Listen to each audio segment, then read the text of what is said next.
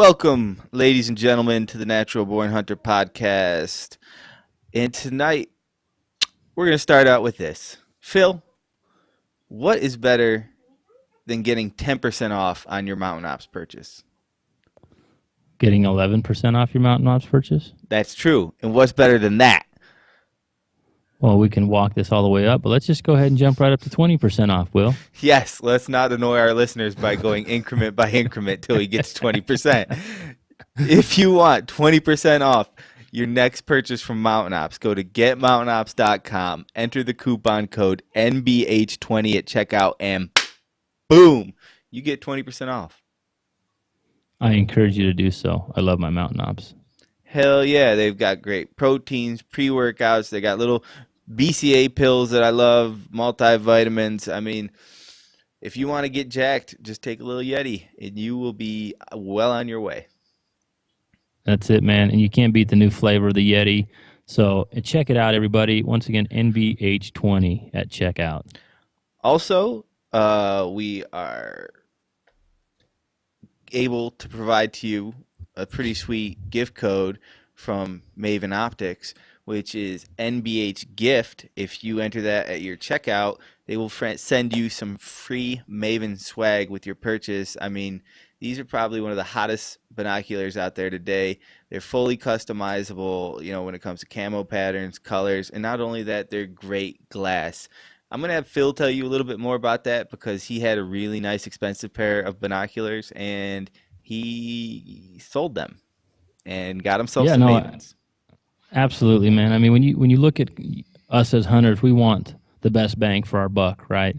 And not everybody has $1,500 or $2,000 or $2,500 to spend on a pair of optics. So why not get as close to the quality of what those $2,000 pair of binoculars are for half the price? I mean, Maven's put a excellent product together. They've eliminated the middleman and brought you, the hunter, the best product they can put together and kept it in a reasonable price. So, if you don't believe us, they're out here, they're finishing first or second in all kinds of awards when they're putting their binoculars out there for an independent review. They just took second in a recent review on their spotting scope. And there was over 30 entries into that review. All the big boys were in there too, ladies and gentlemen. And Maven, yes, on their new spotting scope, took second place in there.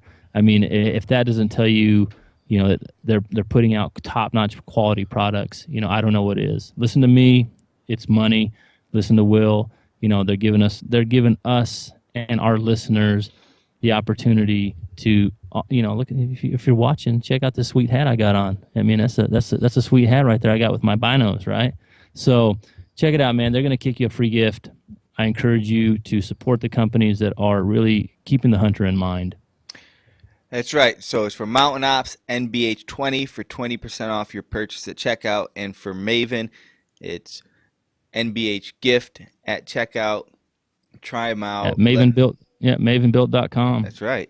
So get on over there and try them out. And now go on and enjoy the show. Welcome, ladies and gentlemen, to the Natural Born Hunter podcast. And before we kick things off, I just want to give a quick shout out to Team Omega Wolf. You guys are killing it. Absolutely killing it. Crushing the workouts and the archery things. I just wanted to say keep up the good work. I'm super impressed with what you're doing. Also, sign up for the Alpha Bow Hunting Challenge. Phil's got a bunch of them going on. So get your asses signed up. Get out there. Help the movement. Now, to start things off, we've got the ever controversial Tim Endsley coming on the podcast tonight from Living the Brand, Bad Medicine Archery. He's a bad, bad man. So hide your kids, hide your wife, lock them up because the man's come to town. Welcome to the show, Tim. What is up, guys? It only took like 20 minutes for me to set Skype up so I could actually see you guys. There's nothing wrong. Tell people about this too, aren't you? You're going to tell people about this in the industry, right? That we were going to do a deal with Endsley, but it took him forever to set up his Skype. So. Hey, man, I want to know about what Will's talking about because all I ever see Tim posting on social is good stuff, man. What's all this controversial, bad man stuff going on? Tim's just got himself some opinions. Some opinions I think are interesting. And I'm not disagreeing with these opinions. I just think his opinions on the industry and certain parts of it or where it's going and how Well, it's shit, man. Let's getting jump there in are right into interesting. that. I want to hear. I'm curious. And what do you want to know? I mean, I can start anywhere you want to start. So Let's start from Will, the beginning, Will, Tim. We Will. were just recapping a little bit about the ATA and how, I don't want to speak for Tim, but maybe how these days it seems that all you need are a few thousand followers and some large chest, and you can become a professional in the industry. Oh, absolutely. Yeah, you can get on with several companies if you've got 30,000 followers and you're willing to walk around in a bathing suit. And what really aggravates me about the whole deal is it's not women in the outdoors, because trust me, I've got some great friends that are women in the outdoors that have worked their asses off and made it, the way you should make it, by hard work, putting themselves out there. They're not on Instagram and Facebook every day standing around in a bikini to get followers. They're out there killing shit. They're out there hunting. They're filming. They're badass women. And then, I just seem like this year more at ATA, I ran into more and more of these little cutesy bathing suit beauties that were walking around, showing people their price list of what they charge for a Instagram post or a Facebook post. And I actually went and looked at a couple of those pages to kind of see what these people were doing. And for the most part, they really weren't doing anything. They were just standing there holding something in their hand, like a particular item, a bow or a gun or a set of binos or whatever, and they're just standing there. But you look all the way through their Instagram page and you see nothing of any real value, to tell you the truth. You know what I'm saying? But here's the thing. I think it's a slap in the face to the women that have really worked hard and made it in our industry. People like Jana Waller, Christy Titus, Melissa Bachman, Jules McQueen. There's several others that I could name that are, they're real badasses. They get out there and they hunt hard, and they can go just as hard as anybody I know. And they've really worked and made it, to where they've gained a level of respect. And then I think you have these other little teeny bopper girls that come along that just really drag that level of respect down. So are you saying they're trying to sell sex, Tim Endsley? That's what I'm saying. Hey, man. and So you're saying that the oldest profession in the book shouldn't apply to hunting? The whole, I guess it does, but I just think it's kind of odd to me for some of these companies to jump on board with this, because my ideal, I'm thinking, most of the guys that are looking at these pages for these chicks don't really care what scent control they're using. They could really give two shits whether they're spraying down before they go to the stand or not. They just want to see if there might be a nip slip today. You know what I mean? Well, I'm not gonna lie. No, I am Tim. I am a follower of fish bras on Instagram.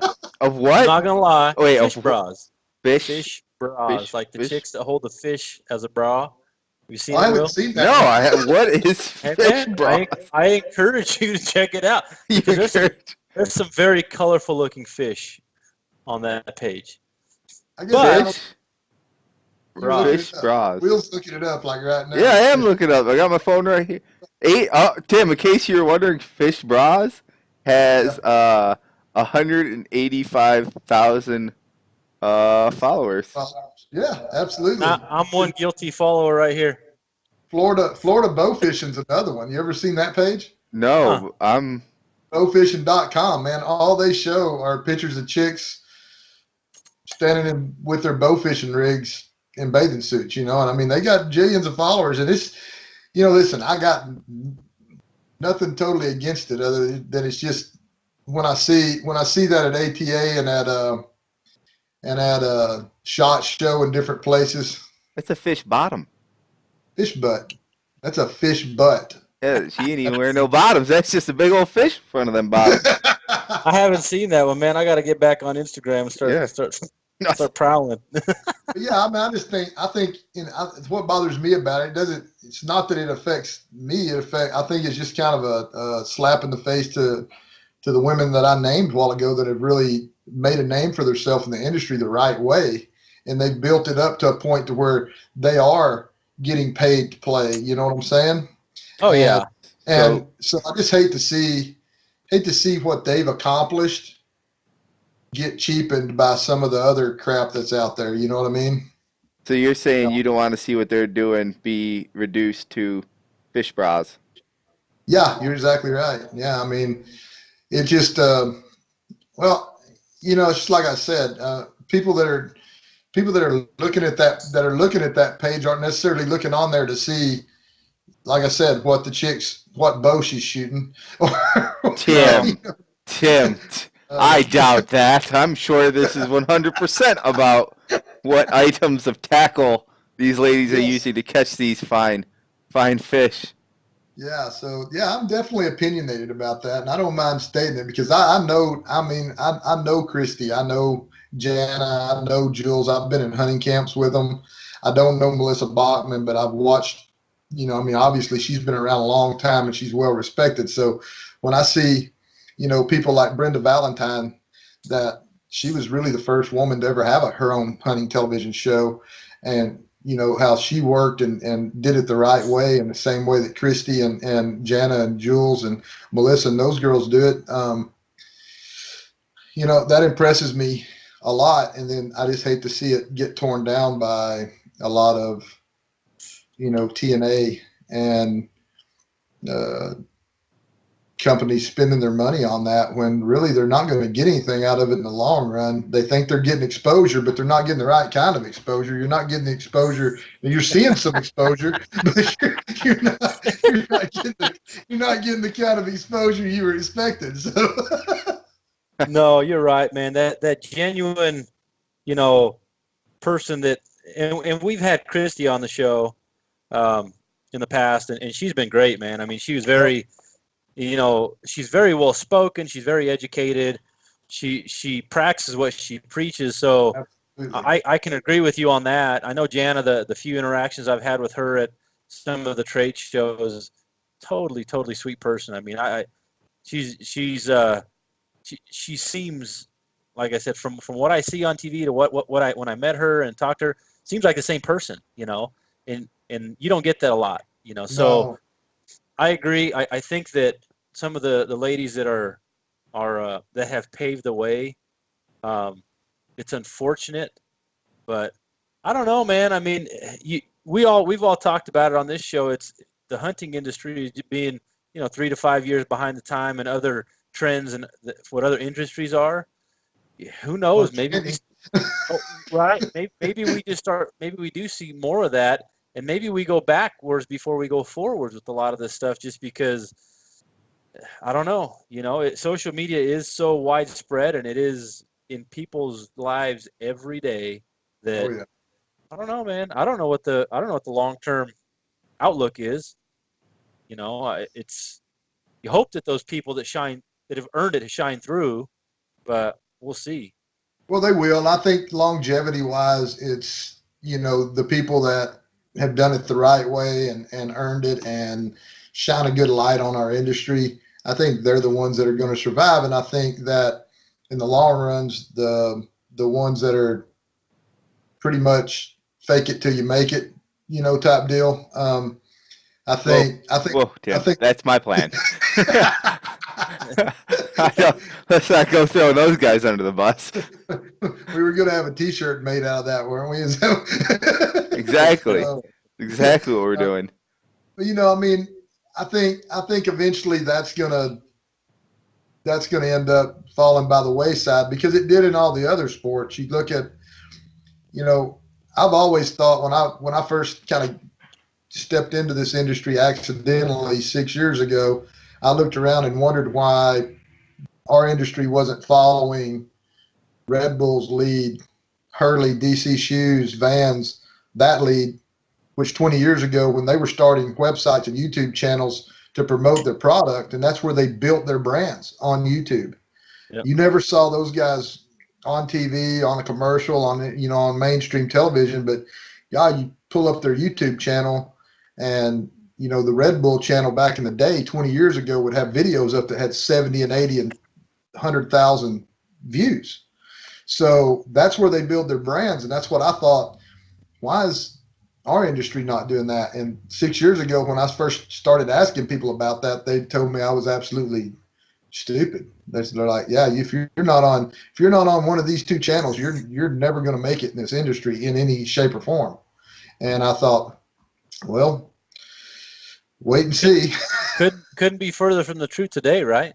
I mean, absolutely. Look where we are now. Where basically you can think of it this way: as little as 3 years ago, if you walked into a potential sponsor, let's say, and you sat down with them and pitched them your ideal, the first thing they were going to ask you was what quarter you were going to be on and what time, prime time, middle of the day, morning, what time you were going to be on those channels. And if you said you weren't going to be on those channels, you were going to be on YouTube, or you were going to be on a website, or you were going to do this, your conversation was over. Yep.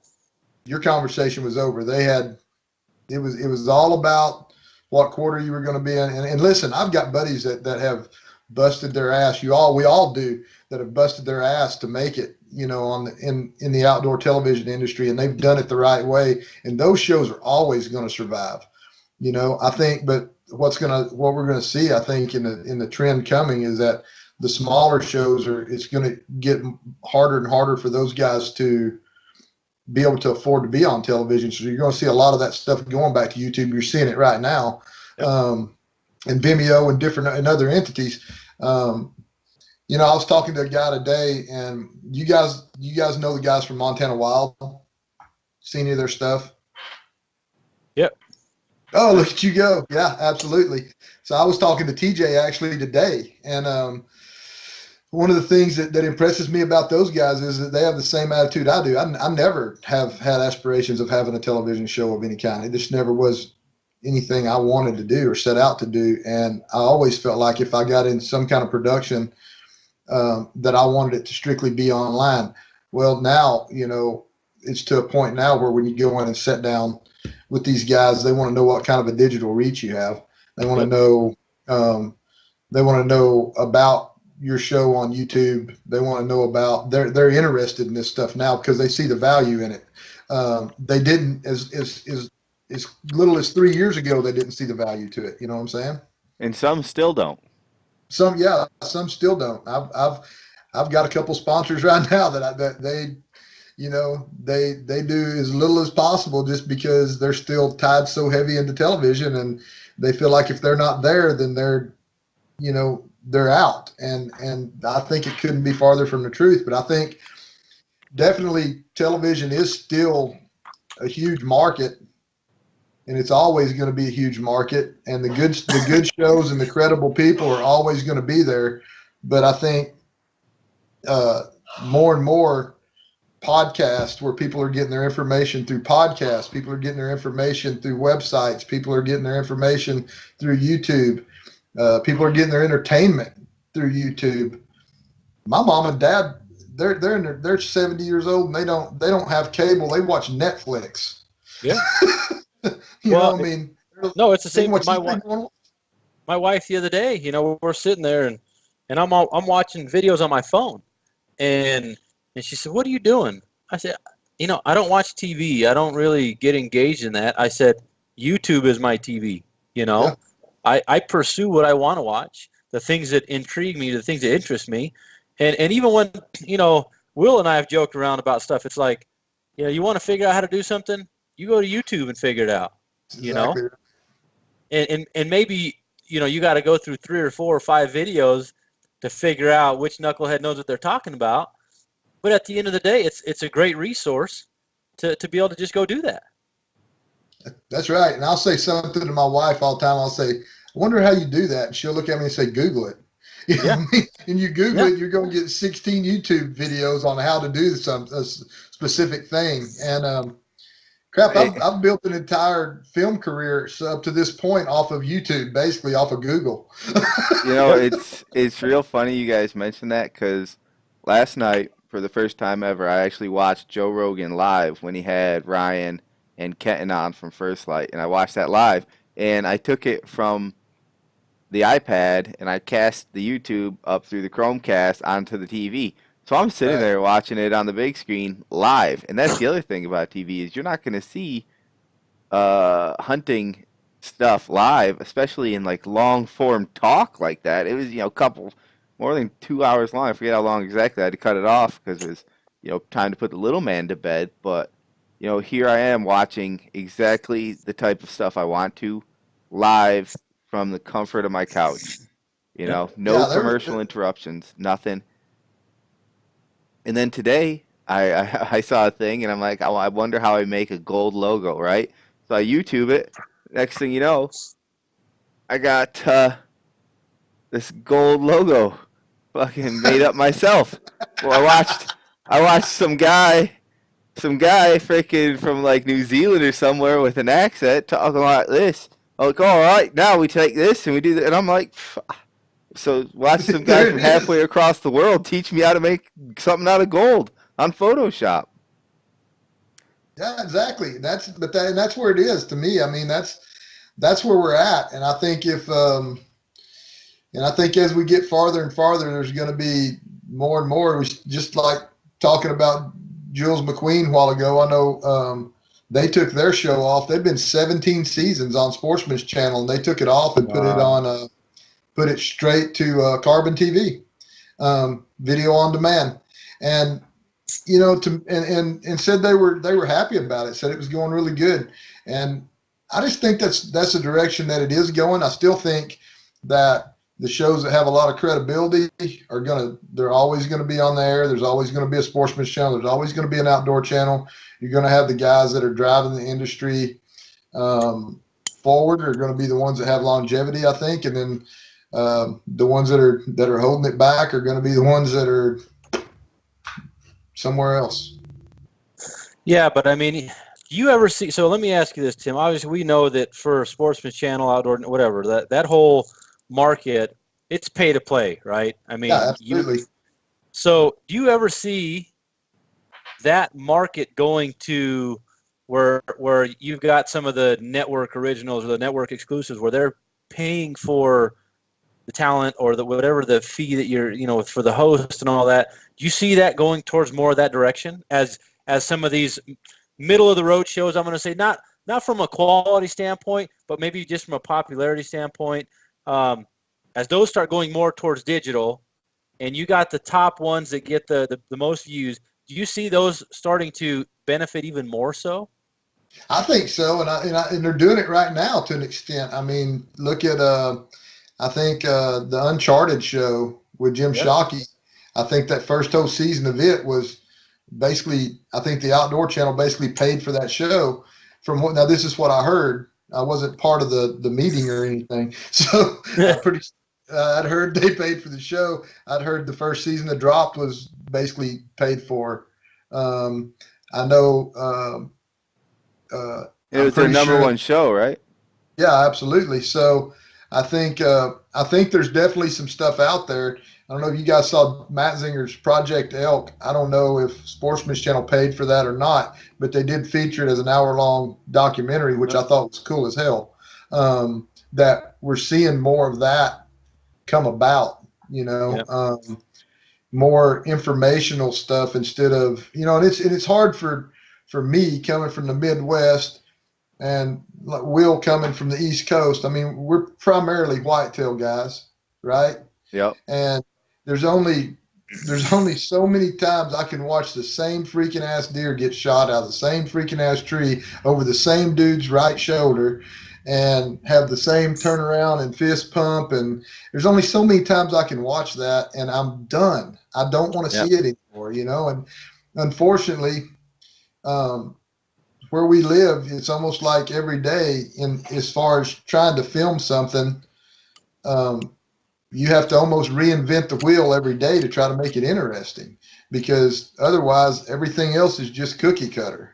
Yeah. You know, it's the same shot, it's the same deal, but there's really no other really cool way to film a whitetail hunt. So I think I think where it comes to is that the shows that are actually have a message and are more on a storyline are going to take more precedence in the future. That's what I think. I mean, and those are the shows I like to watch. You know, I like to watch Willie Schmidt's show. I like to watch Jason's show. I like to watch, you know, there's a few shows on there that I enjoy watching just because I feel like I learned something or I went on a trip. You know what I mean? Yeah. I got to go on a trip with them. And a lot of it is too, I'm pretty biased because I'm friends with those guys, you know, and I have been on some hunting trips with those dudes, and I know what I can tell by watching the show what mood they're in, you know, at that given time when Yeah. they're on camera. But you know, I think it's more and more going to go toward the digital market. But back to what you said, I think you're exactly right. I think it's going to end up being a deal where, but I don't know how they're going to make it work that way. But I do think there's going to end up being a time when they're going to start having to pay some of these guys to keep those better shows there. Yeah. Well, I mean, here's the deal. I mean, we all know that the money comes from advertisement, commercials, you know, all that stuff. Yeah. Partnerships, affiliations. But for them to also charge big money for these shows to get airtime, you look at bigger networks or bigger platforms, nobody else does that. No. Nobody, you know. So to me it's kind of mind-boggling because, you know, like I said, we have a lot of mutual friends, and I know a little bit about a little bit, and I talk with guys like Willie and Trevin and some of these other guys because they, you know, they come around the shop, and I mean, I was talking with Willie last night. He was shooting 3D League at the shop with us, and it's one of those things. And even Luke Cadillo now with him starting his stuff, and he's just going to go strictly digital right out the gate. And and it's like, here's the thing that I like about that. You have to answer to less people, right? Because you got that right.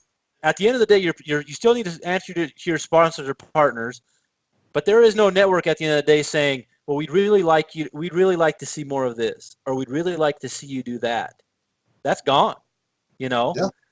And those little clips to where maybe you got to put a little proclaimer or disclaimer at the front that says, hey, you know what, adult content only. But those little clips where you're in camp and something hilarious happens and there's some ass grabbing going on, or there's some inappropriate that shit that we all remember, right? It's just as memorable as somebody getting behind a trophy.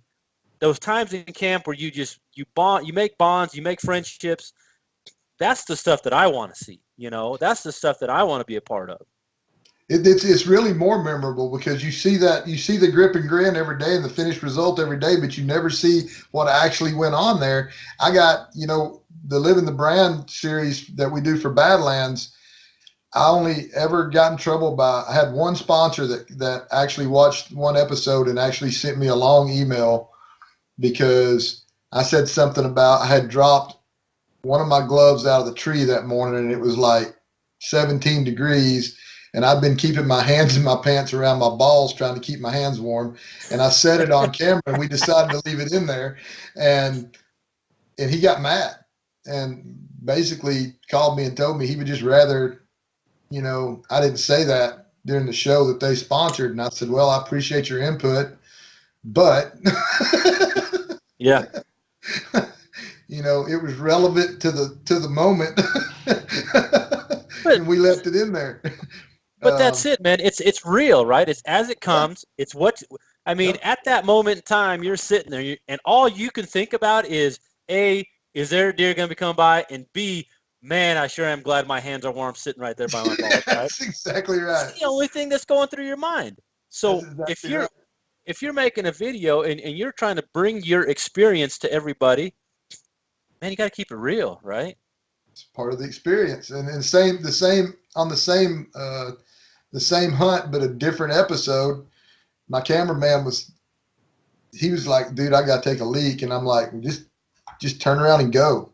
And so he turns around, he's pissing off the tree. And I've always got a camera down here too, like a POV camera. And so I had the camera and I was spinning around there and all you could see was him peeing, down there. You can just see the pee running between his legs because he had his back turned to me. And we put it in there. I put it in there. I mean, it just, because that was like his first trip to really be in a tree with me for a long time. And he was like, I got to pee, so I've been holding it for a long time, so I need to get down. And I'm like, no, man, just turn around and go off the stand right there. He's like, really? I'm like, yeah, just go. I mean, there's no point in climbing down. I mean, he was going to climb over me to get down. So I'm like, turn around, go. I don't care. And so as soon as he started, he had his back to me, and it was his perfect camera shot. Like, I was standing there acting like it was raining, and and I mean, but that's stuff that really happens, and it's, I don't know. I would rather see that than see a bunch of other stuff. And I've had to film that other stuff that I don't really like, and just kind of falling into this industry accidentally and falling into the film deal accidentally is. Let's get into that, Tim. I mean, how did you get started? You mentioned you kind of got into it accidentally. So for the people that don't know, tell us about how you did get into it and kind of your progression, because you've been involved in quite a bit, and the people that don't know, give us the short version, but you can hit the key points. Well, for 27 years, I was a professional rodeo cowboy. That's what I did for a living. And when I got into my 40s, I was still winning, but I was just getting tired of it. I was just on the road all the time, just really tired of doing it. I mean, it'd been my entire life forever. And when, as every sport goes, guys get younger, get faster, and there's always these guys coming up behind you. So you're, there comes a point where the torch has to get passed. And I was ready. I thought I would never quit rodeoing, but at that point in time in my life, I was done. I knew it, and I quit on my own terms. In fact, the last rodeo I went to, I won $1,600 or $1,700, so I was still capable of playing. And on the way home, I had a torn MCL and torn meniscus. I've been roping with a torn MCL and meniscus for almost 30 days, and I was fixing to have to go in and have it worked on and have 6 months of rehab. And I remember driving home from that rodeo that night. I told my wife, I said, I think during this 6 months, I'm going to see if there's anything else in the world I want to do besides this.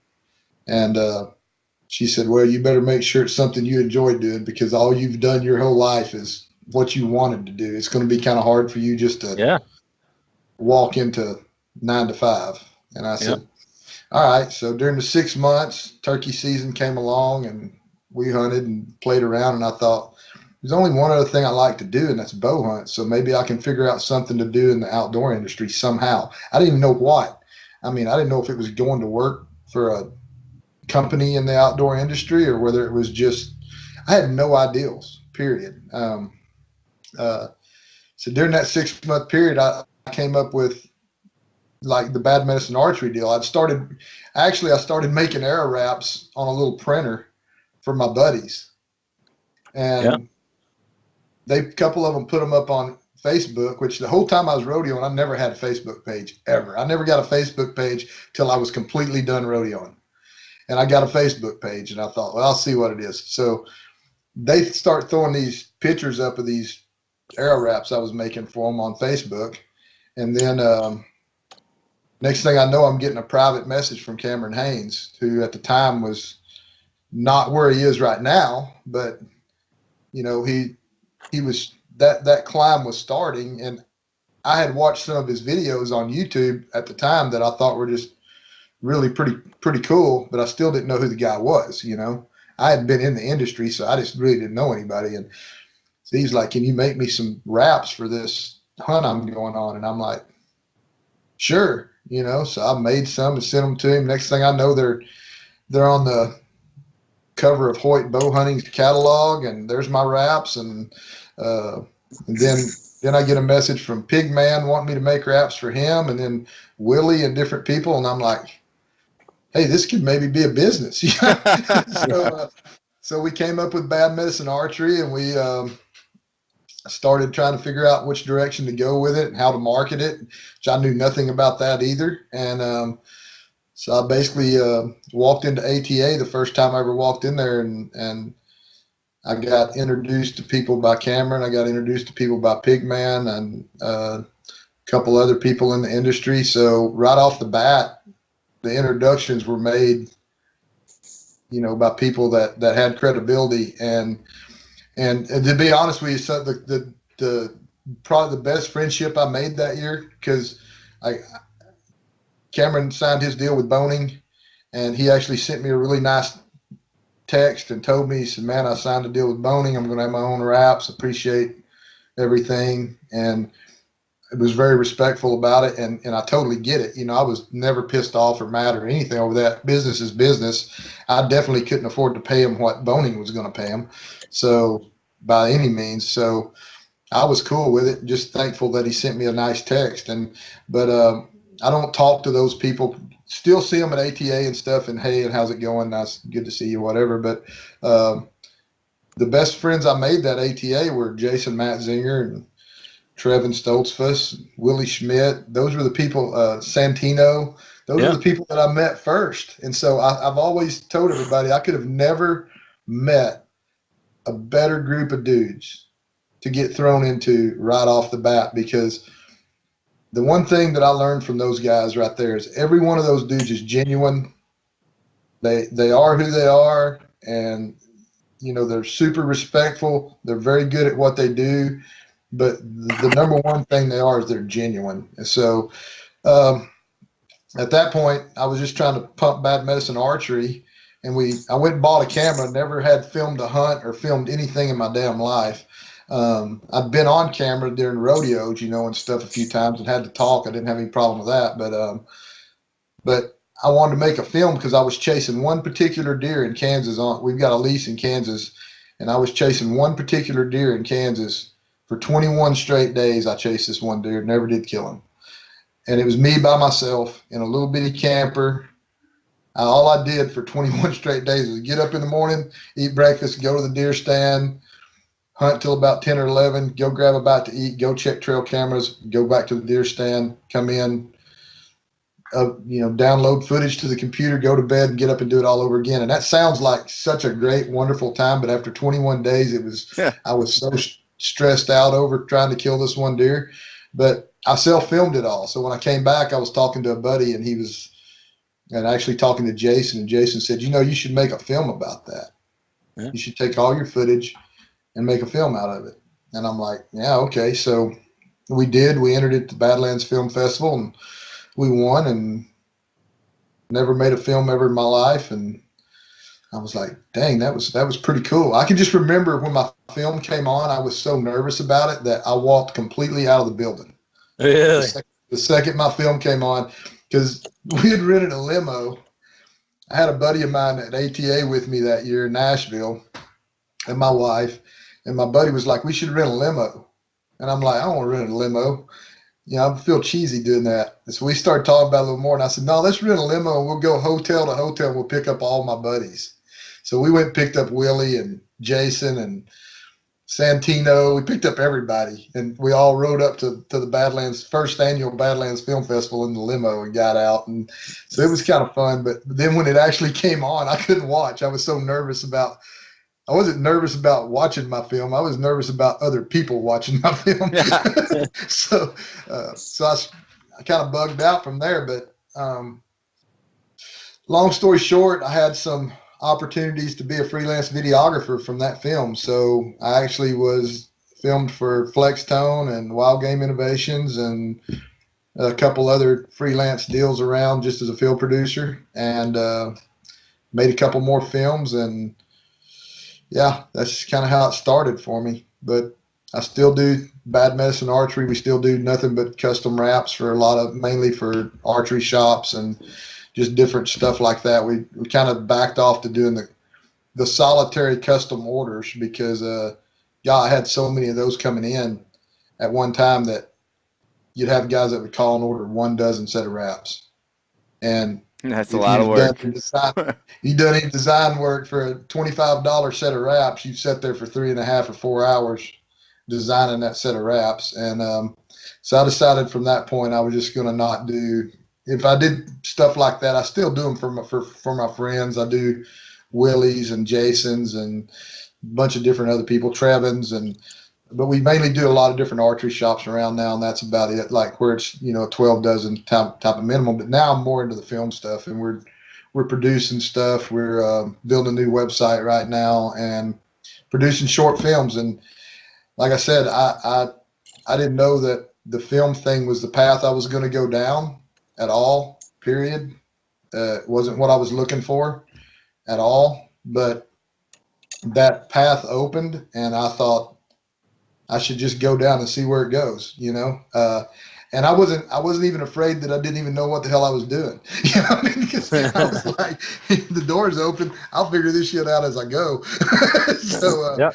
The door opened, and I walked through it, and, I just been going kind of that same direction ever since. I just haven't really veered off, and I've had a lot of great people around me that have given me a lot of good advice. Like I said, Willie and Jason and Santino and all these guys that have been doing it for years. I know anytime I have a question or anything, I can just pick up the phone and call one of those guys and say, hey, what do you think?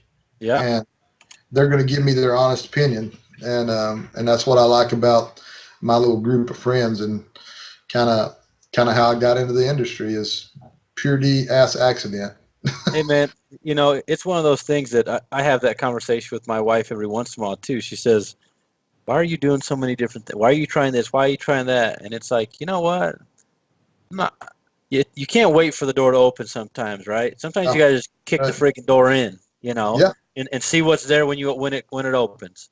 And you'd be surprised sometimes because, with the archery shop, it's with me, we've grown and we're in a new facility, and just looking at what we've been able to do over the last, since 2009 that we opened, and I look at it saying, I'd have never dreamed. I dreamed that I would be doing what I'm doing now, but I didn't know the path, And at the end of the day, you just show up. You just got to show up every day and keep grinding, and good things happen to those who work hard.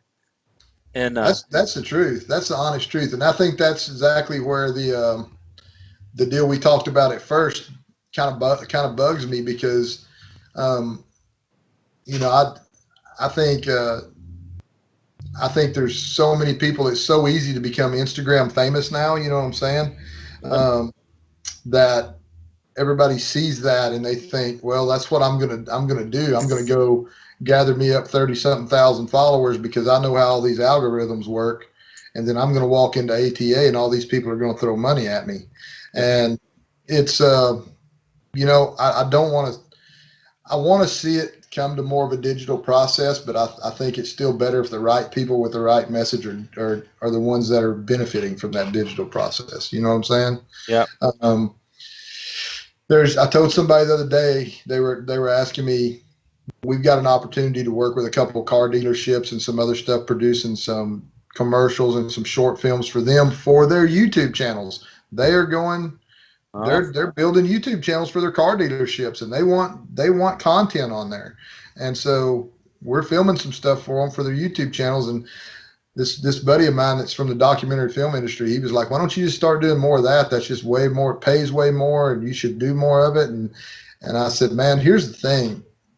I'm going to keep doing that, but my focus is still on the outdoor industry stuff, because there's a change that's coming in the industry, and I want to be part of that change. I think, for lack of a better term, I mean, I think the days of the I guess the redneck persona of a hunter is going away, and I want to be one of the guys that helps take it away, because says the guy with the thick redneck accent. Yeah, exactly. The dude that everybody said in my film at the Badlands Film Festival this year, somebody came up and said, how did you get Billy Bob Thornton to do the voiceover in your film? I said, you mean like the Sling Blade Billy Bob Thornton, or actually Billy Bob Thornton? And they said, no, just Billy Bob Thornton. And I said, well, that was me. And they're like, you sounded just like Billy Bob Thornton. You kind of do. Well, he grew up like 20 miles from me right here, 20 miles down the road. So I guess maybe we do have a little Billy Bob Thornton going on there. But But the whole key is I think there needs to be a different light shined on hunters in general and to the general public. And I think that that change is coming. And I just want to be there to be part of that change, just like fighting for the public lands, all the stuff that hunters actually do that people don't associate with us. I think now there's a time coming now to where people are going to associate that with us, and they're going to look and see with the products that the product we're putting out, video wise, podcast wise, the different stuff we're doing, that persona that they maybe if they were not hunters or they were anti-hunters, there's a different persona that they're seeing now than what they originally thought. And I think that's up to us. And one of the things I always say is, and I tell everybody this, you're never going to change an anti-hunter's mind, because he's just as passionate about his cause as we are about ours. But the people we have to persuade are the ones that are in the middle of the road that don't really give a shit one way or another. Whether they don't hunt, but they don't care one way or another where people hunt. Those are the people we have to keep on our side, because they're the ones inevitably that are going to be the ones, if they see something that's really crappy that they don't agree with, that's hunting, that they're going to look at that and go, yeah, I don't agree with that. So if that's hunting, I don't agree with it. But what they don't realize is most of us are looking at it saying the same thing. We don't agree with it either. So I've always kind of felt like in the hunting industry, we're starting to police ourselves a little more. You know what I'm saying? Oh yeah. Oh yeah.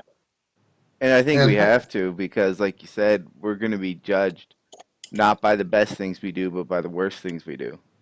Yep, exactly. And that's what I mean about the middle of the road people, that you take a guy that doesn't hunt, but he doesn't really care one way or another, and you show him some kind of gruesome video of, some guys basically just being, maybe even if it was just a legal kill, but just the way it was portrayed, and it was portrayed in such a way that it shined a bad light on hunting, that this guy that's in the middle, we're gonna turn him against hunting. But the guy if we're portraying it in a light where they see that we got respect for the land, we're stewards of the land, we've got respect for the animals, we're stewards of the animals, and that we're not all just out bloodthirsty killers, then that guy that's in the middle is going to sway more toward our side and say, hey, hunting's not a bad deal. I know some guys that hunt. I've seen some hunting videos that these guys were doing it the right way. And I think that's where we're headed. And I think I want to be part of that. I don't care what part of it I am. I don't care if I'm the tail end of it or if I'm the nose of it. I want to be part of it, bringing that. Let me ask you this. So we've covered a little bit of the bad stuff in hunting. What would you say are some of the better trends, or the trends that really get you excited in hunting? I think as far as not just hunting, but I think the fact that one of the coolest trends I've seen, I just actually saw last week, was the fact that we all band together with not only hunters, but bikers and hikers and mountain climbers and rock climbers and horseback riders, and we all band together and got a bill stopped. Yep. That was potentially going to sell off 3.3 million acres of land. I kind of want to talk about that a little bit. Now, I apologize for cutting you off there, but this has been on my mind for a while, and it seemed like it was a lot of people behind the movement and a few companies, right? Yeah. I felt like we weren't hearing enough from some of the companies in our industry. Also, we definitely weren't hearing it from companies like Patagonia, North Face, Archery, who two of those are now saying they're not going to go to the Salt Lake City show because of something going on in Utah. But where were they, and where are they now with HR 622? Is that the one? 621. 621. Is it 621 still out? 622 No, done? 622 still out. Yeah, so where were they then, and where are they now with those? I mean, yeah, people are applauding, oh, they're not going to go to a show, but here's something that directly affects, like you said, millions and millions of acres, and every single U.S. citizen above 18, below 18, doesn't matter your age, or then again, everyone really who's visiting the U.S. and wants to go to these places. It's affecting us all, but I feel like these companies, they're doing kind of the bare minimum. Yeah, exactly. And I think, and a lot of that, Patagonia does a lot of it all over the world, but I don't think they've done as much here. I know Patagonia does a lot of stuff overseas to protect, I know like over in Belize and different places, they bought up giant sections of forest just to protect it. But I really wish they would have stepped up more here. There's a new group. I'm a member of BHA, Backcountry Hunters and Anglers. In fact, I talked to Land. He was landing in Washington, D.C. day before yesterday, and he called me when he got off the plane and said, I'm going to send you an email with a letter that I got from a federal agency, and I want you to read it and get the word out about it. And I'm a big proponent of BHA. I love BHA, but there's another group out of California that's just kind of gotten started up called Keep It Public. You find them I've been posting some stuff for them on Instagram. These guys don't go as in depth as BHA does as far as like the boundary crossings or whether you can ride a four-wheeler on a certain piece of land or whether trapping's allowed. Their basic goal is to keep the land public. That's their goal. Keep it public. They concentrate strictly on that first. And so I've been dealing with those guys, and one of the things that they've really done, they're doing a good job at, is they are bringing in more of the hiking community and the snowboarding community and the other people that would use a lot of those public lands, and getting them involved. And so I think it's just taking a little bit longer time to get the word out maybe to those people that you're talking about, the Patagonias. And I sent emails to like Outside Magazine. I sent emails to probably 5 different companies that are all outdoor companies, but they're in a different genre than hunting. They're biking or mountain biking or hiking or camping or rock climbing or whatever. I sent emails to a bunch of those companies last week to let them know what was going on with this, and to let them know that this was not just a hunting thing. This was a everybody thing. I mean, it doesn't matter if you hunt. If you're just a guy that likes to take his kids out on the weekend and camp, I mean, it affects you. Yeah, it's something that everybody needs to be aware of, because like you said, if people don't know, they think that it's just going to affect hunters, or it's just going to affect whomever, and people that just are recreationalists, especially like I live here in Colorado. Yeah. There are people that they go out and they just hike 14ers. They just want to go out and hike 14ers. You're going to be impacted. There's a people that just like to go out for a jog. They live close to the foothills and they want to go for a jog after work. You're going to be affected. There's so many people that are oblivious as to what's going on. And because of social media, because people are sharing and posting and tagging friends that are maybe not from that world, it's going to make an impact. And, it's something that, listening to the Rogan podcast with Callahan and Kenton, Ryan said, he's like, this should be the easiest battle to win. Absolutely. Right? Because you see all the people that are affected, and it's people that could be pro-gun, they could be anti-gun, they could be Trump supporters, they could be anti-Trump. There's people from all walks of life, from all political aspects, that this affects everybody, and it should be very simple to shoot these things down. And all we can do is be a part of the movement to try to make people aware, and hopefully see that stuff, just wither away. Yeah, and it's first thing I think about is my first ever elk hunting trip was north of Vail. I can't remember what unit it is right there. 601, 611, something like that, whatever unit that is. So do it yourself, never been elk hunting before. Take off, go up there, stop at Walmart in Vail and buy me a tag, and I head to this mountain that I found on the map, and I get up there, there's nobody there. I'm like, cool, there's nobody here. Man, that next night, that trailhead filled up with people, and not one hunter. It was all hikers and it was basically all hikers and hippies, and man, I saw elk for the first day, and then there were no elk to be found on that mountain. And I drove up to the trailhead one day, and I bet there were 250 people up there at that one trailhead. And I stopped and talked to some of them, and they were there. They said, "Yeah, it's opening weekend of elk season. We're here to make sure these elk don't get shot." And I'm like, "Gotcha. Well, you're doing a damn good job of it." But chances are with me, they weren't going to get shot anyway.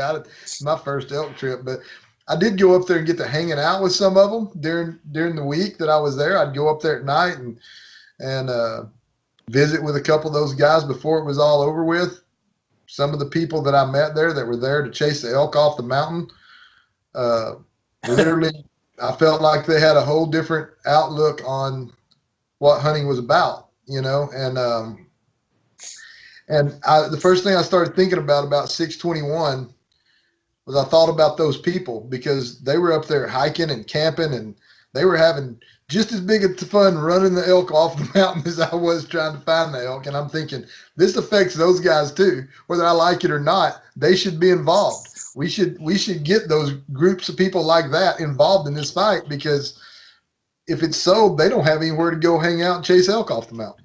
Right. They have no calls anymore. We're gonna make them lose their entire calls. You're right. And another, Braden and I, we were up hunting mule deer this year up in the high country, and it's rugged terrain. I mean, it's just miserable country, and we're sitting there. It's the second day of the season, and we're crawling on our hands and knees at 7 o'clock in the morning, 7:30, through wet brush, get in on these mule deer, see where they're going to bed, and finally they kind of look like they're going to bed, and so we pull back so we can have a little bit to eat and just let them bed down and calm down. So we're eating. I turn around and look up, and the mule deer are hauling ass, right? They're just beelining down the mountain. And I'm like, what in the heck's going on? The wind didn't shift. Well, I look up. There's a hiker coming right over the top of the ridge. And it's 13.2, 13.3. And I'm looking for a bow in this guy's hand. I'm looking for something, just to think that this guy just screwed up. He's a hunter. And pretty soon he's got his trekking poles. He's got his little day pack. And he's just going for a hike, man. And it's like, you know what? I got pissed for a little bit there, but it's like, you know what? It's his land just like it's my land, Exactly. So it's one of those things that there's people from all walks of life. There's no rhyme or reason why people, I guess I should say there's many different reasons why people enjoy it. And we just got to cherish it, because it's funny how there's people out there with some twisted ideas and twisted mentalities with certain things, but we can stop it. We all got the power to stop it. Greed's a terrible thing, man. I mean, greed's a horrible thing to me, and I think greed is what drives so much of that stuff. I mean, it's for the reason why Theodore Roosevelt made all these areas protected was because he knew the future. He knew that if big industry had their way, that they were going to go in and cut down every tree and drain every resource off of all this beautiful land that they could. And once it was gone, it was just going to be gone. They were going to walk away from it with their pockets full, and the land was just going to be dissipated. So that's the reason why he put it in federal protection. And because he knew that was going to happen, and he didn't want to see it happen. And it's like I said in a couple of videos that Facebook Lives I did, this was put here for us to protect. And damned if we're going to let it get taken away on our watch. I mean, this is our watch. We've had the people before us had their watch, and they had to protect it. Now it's our watch, so we got to protect it. And then later on, our kids and our grandkids and other people's kids are going to have to fight to protect it. I hope they do. And I hope if they see the kind of fight that the rest of us put up now for it and why it's important, that they'll want to fight for it. And I think that's the most important thing that we really lose sight of, is that when it's gone, it's just gone. And the one thing I try to stress out here is, because I get this, and Will, you probably get the same thing in your part of the world, because what's happening out west seems to not affect everybody here. It's like out west is a whole different country. and we have so much public land here that I hunt public land all over the place. I mean, I love to hunt public land. I hunt public land in Arkansas, Missouri, Mississippi, Nebraska, Kansas, Montana, Colorado. I've hunted public land in all these states. And that's what I try to tell people here is, listen, the public land in Montana is your public land. The public land in Colorado is your public land. The public land in Utah is your public land. You can leave Arkansas and drive up there and hunt that shit anytime you want. You can go up there and hunt it. It's yours. And so don't ever think it doesn't make a difference that it's over there, because you can make a difference. We still gotta fight for all of it. And, it seems like the only time they really get aggravated about it is when it starts getting closer to home. When it gets close to home, they start getting mad about it. But, you gotta make them realize off the bat that all the public land out west is ours too. It belongs to all of us. So that's one of the things I've been trying to stress. And me and Trevin, we've had a couple discussions the last couple of days about our public land views. And he called me the other day and said, 622 is not about wildlife protection. And I said, what? He said, you got it all wrong. It's about, them taking the law enforcement agents off the land and turning it over to the counties and the state to make sure it fails. Protect. And I said, but here's the deal, Trevin. If they do that, then it is about wildlife protection, because there's going to be no one there to protect the wildlife. Yep. So it is about wildlife protection. No matter how you look at it, it's still about wildlife protection. It's not just about the jobs or losing the law enforcement capabilities of those park rangers or the BLM guys on that land. If you take that away from them, and you've left it up to one county officer or one city policeman to go out there and police that area. I mean, how many guys you think are going to be out there cutting trees down with chainsaws? How many guys you think are going to be out there shooting deer out of season or at night, whatever, running four-wheelers through the woods in places they're not supposed to? It's going to happen because there's going to be nobody there to watch after it. It's not going to be anybody to call at 2 a.m. when you're out there in your camp and you hear a four-wheeler go rolling through the forest. You can't. There's nobody to tell now. Yeah. No, man, it's 100% true. There's many different reasons why we all need to get together and fight together. And like you said, your perspective or Trev's perspective or mine or Will's, we all have our own backstory and upbringing that, and we all have our things that we like to do that make our reason for fighting different. But at the end of the day, it doesn't matter, right? It's all the same, right. And same goal. That's the deal. Trevin was exactly right in his assessment of what the bill reads. He was totally right. I mean, but what I was getting at in my Facebook post that day was that this is going to be a vicious circle that's going to affect everything that has to do with our public lands. I mean, it's just going to be a vicious circle. So we got 621 squashed. Now we got 622 to deal with. If we take away the law enforcement capabilities of those entities on that land, then we've got no one there to protect it, including the fact that we lose 26,000 jobs. Yep. 26,000 people out of work. Yep. No, it's nuts. So, I mean, there's a lot of different reasons to fight for the public land. I think a lot of people, I think there's people that'll look at it and they'll have more selfish reasons to fight for it, and I don't really give a crap if their reasons are selfish. Let them, so long as they're fighting for it. You know what I mean? Yep. That's right. And that's the key. Everybody get together and fight it. But so let me ask you this, Tim: if there's some little good-looking young lady that just wants to be in a bikini and help fight, we're gonna, what do you think about that? Put her at the front of the line. put her up in the front. Because I guarantee you, one thing about politicians is they'll notice the good-looking girl in the bikinis. Yeah, they'll notice her first. They'll notice her first, especially coming from the state I'm from, where we had Bill Clinton for governor for 2 terms and then president for 2 terms. So So yeah, you got Bill. Everybody got to go. Take their lead from Bill. There you go. Well, I gotta head back, take care of the little man, so we're gonna have to wrap things up. But Tim, it was a pleasure having you on tonight. We're gonna have you on again because I feel like there's a lot more we have to talk about. Where can people catch your stuff? Man, everything we're doing right now is actually on Badlands YouTube channel. It's the Living the Brand series.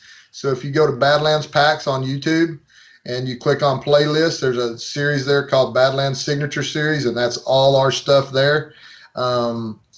There's some short films, some different stuff that we've got out now. We're fixing to start putting up on Vimeo that we've done, and we've got some short films we're fixing to start on. In fact, next week we start on one about public lands. It'll be about a week-long filming project, but we're going to start filming on the public lands here, just talking about them and where I kind of came from hunting public land, and get into a little bit more about that. And it'll be on Vimeo.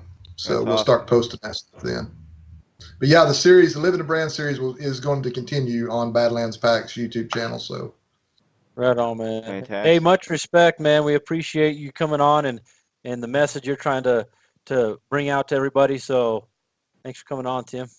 Hey, thanks for having me. I'm glad I finally got to come on with you guys and hang out and raise hell. Hell yeah. And feed my shirt. Don't feed the hipsters.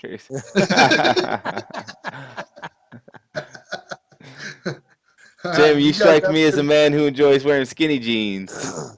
No, I don't enjoy it, but I have had a pair. You ever see Danny DeVito in skinny jeans? No, but now I kind of want to. I'm a little taller than him, but that's kind of how I feel. Oh man. And don't forget, ladies and gentlemen, go to mountainops.com, use the coupon code NBH20 at checkout, and you will get 20% off your purchase. Also, you can get some free Maven swag when ordering some of their wonderful optics using the coupon code NBHGIFT at checkout. Stop by alphabowhunting.com where the podcast is now available to listen to. Also, you can sign up for the Alpha Bow Hunting Challenge, which, Tim, even the big guys can come out and do the Alpha Bow Hunting Challenge. Lots of money on the line. I want to do it, but I'll get my butt kicked. Nah, it'll be fun. You'd be surprised, man. You'd be surprised. It's short. It's a short event, man. You're like 2.5 to 3 minutes. So. And I bet that's your perfect range. That's it. Well, it kind of is. I mean, my goal when I was rodeoing, I roped calves, and I used to tell everybody, they're like, man, how fast can you run? I said, I can run really damn fast for 28 feet. That's how long my rope was. You'd be perfect, man. We're gonna start kicking out some videos here in about a month, really showcasing what the event's all about. So check it out. We'd love to have you down. I'd love to come. And for any of you looking for some online training, we've got the private Facebook group. You can get it through join Team Omega Wolf through the Train Heroic program. There's feedback on just about everything you do there. We've got it all from running to strength to your general, say, metabolic conditioning style workouts, as well as archery. Just $25 a month, people. Join it. Get the most out of these alpha bow hunting or any kind of hunter-athlete style event this year. Other than that, wake up, chase your dreams, repeat.